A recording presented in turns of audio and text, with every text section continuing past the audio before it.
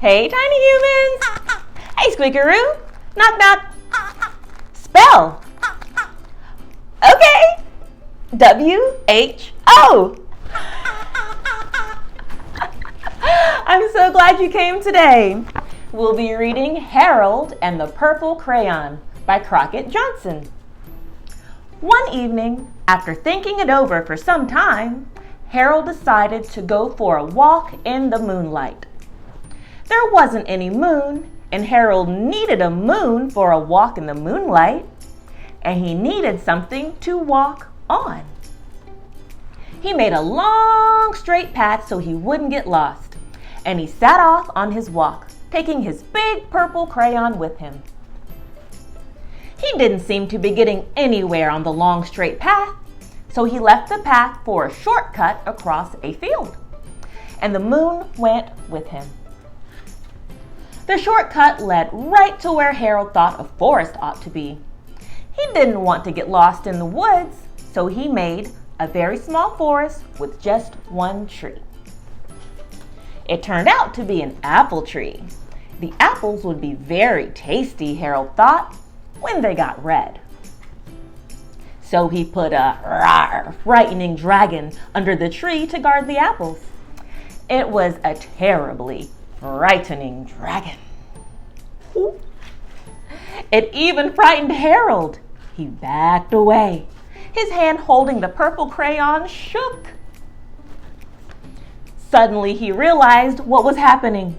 But by then, Harold was over his head in an ocean.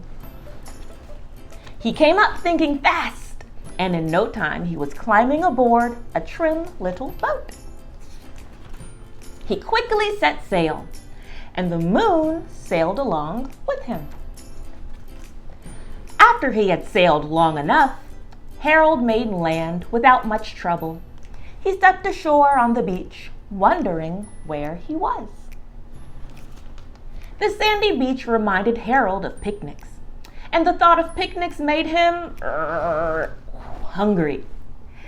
So he laid out a nice, simple picnic lunch. There was nothing but pie. But there were all 9 kinds of pie that Harold liked best. When Harold finished his picnic, there was quite a lot left. Harold hated to see so much delicious pie go to waste. So Harold left a very hungry moose and a deserving porcupine to finish it up.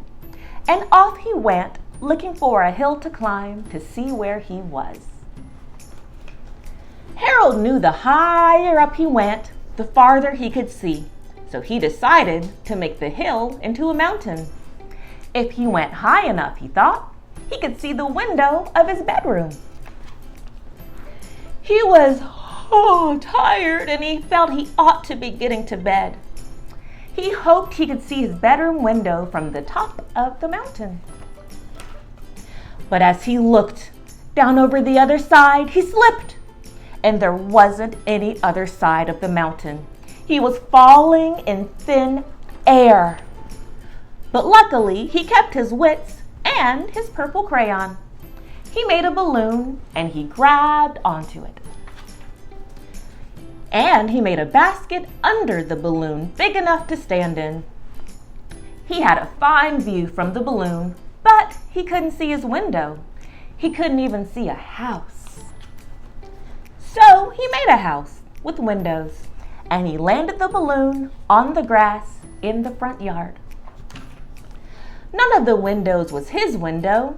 He tried to think where his window ought to be.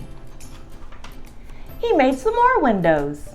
He made a big building full of windows. Very smart thinking. He made a lot of buildings full of windows. He made a whole city full of windows. But none of the windows was his window. He couldn't think where it might be. He decided to ask a policeman. The policeman pointed the way Harold was going anyway, but Harold thanked him. And he walked along with the moon, wishing he was in his room and in bed. Then suddenly, Harold remembered. He remembered where his bedroom window was when there was a moon. It was always right around the moon. Smart. And then Harold made his bed, and he got in it and he drew up the covers. The purple crayon dropped on the floor, and Harold dropped off to sleep. I hope you enjoyed Harold and the Purple Crayon. I'll see you next time, tiny humans.